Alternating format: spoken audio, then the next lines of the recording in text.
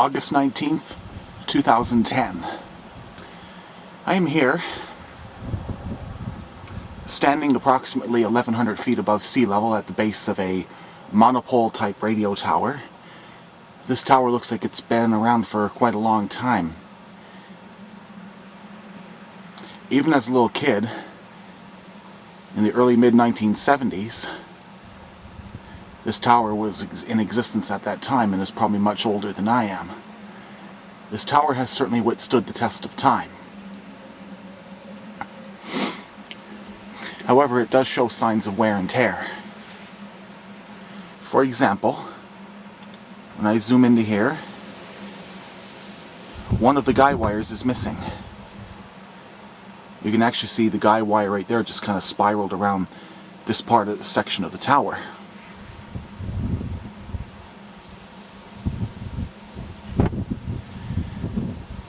That in itself, when I last checked this tower 2 years ago, it was pretty crooked to say the least. And it was because of the fact that this guy wire had snapped somehow.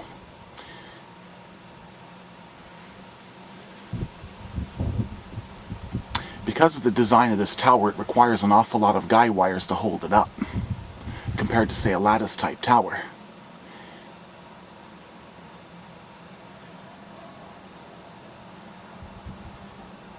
So this tower basically contains 4 antennas built by a company called Sinclair.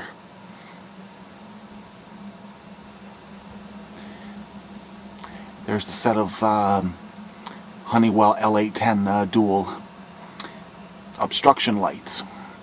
These lights have obviously never been replaced for a while. They have been burned out for quite some time. I think the only reason why they can't replace the bulbs on this thing is because the tower is probably unsafe to climb. So there's one 2-element Sinclair antenna there, which is a dipole type antenna. There's another one there with 4 elements, another one with 2, and then all the way to the top, another one with 4 elements. A lot of the paint has worn off of this tower. Over the years, they haven't replaced any of the paint on it.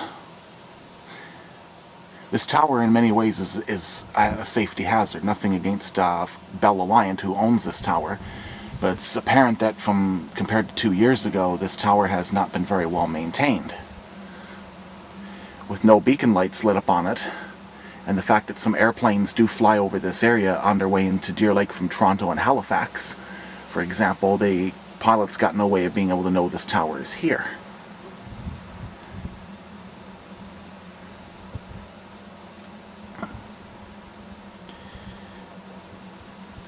And it's also a safety hazard, a potential safety hazard, because the fact that guy wire snapped off, that the next time that there is a bad windstorm or anything, this tower could end up collapsing.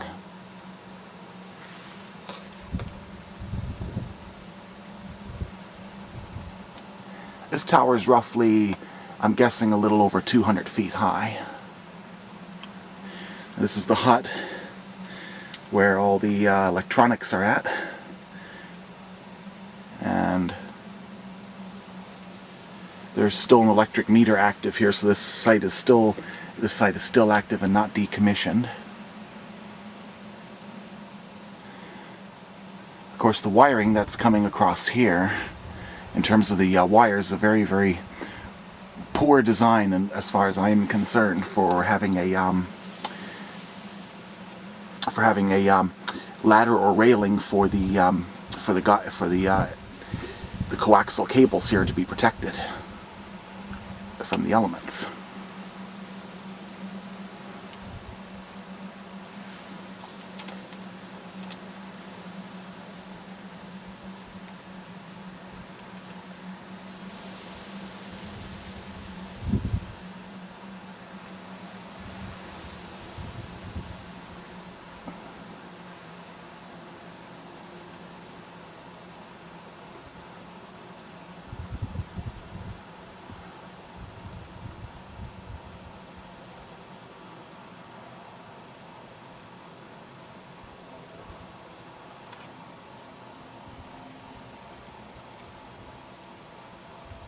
Now I'm going to try to get to the base of the tower. I have to climb through a bit of bush here, of course, which is soaking wet because of all the overnight fog patches that had developed. So we'll just pause for a moment and we'll get another shot. Here we are now at the base of the tower. As you can tell, the monopole just kind of rests right on top of this concrete block under its own weight. And of course it appears to be adequately grounded. And of course you can see broken socket bases from the lights that were replaced. The diameter of this tubing looks like it's somewhere between 8 to 10 inches. Right here is part of that snapped off guy wire. As you can tell from its appearance, those wires, those strands look like they've been broken or snapped off and not cut.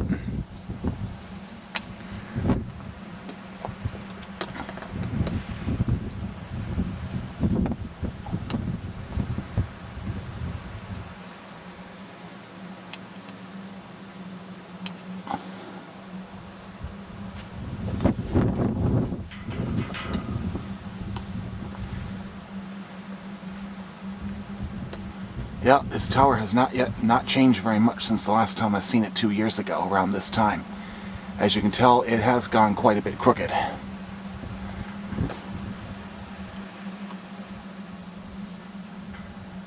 And of course that crookedness is favoring that end where the guy wire snapped off.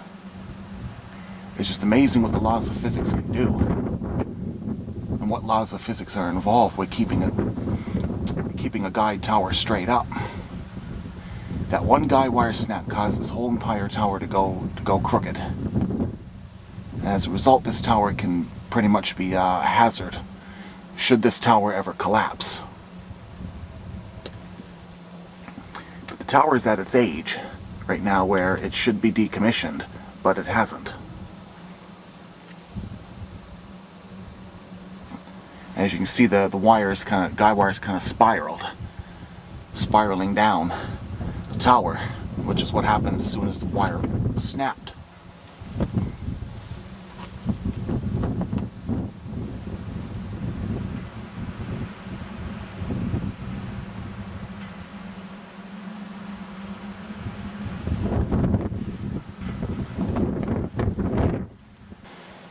And of course I'm back again for a moment or two.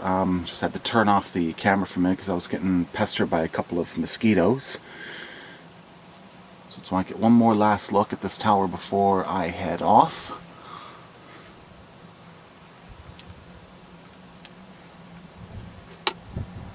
Our next trip for my wife and I will be in 2 years' time, of course in the year 2012. And I would still be amazed that this tower is still up when we come back here again in 2 years' time. It's amazing the engineering, the physics that go into erecting a tower, whether it be a self-support or a guide tower or a monopole tower. Lots of things to be considered, especially our salt-laden climate here in Newfoundland. So basically where this tower is too, it's located on the outskirts of the city of Corner Brook, just off of the Outer Ring Road Route 450. Current time right now is 5 minutes after 8 Newfoundland Standard Time.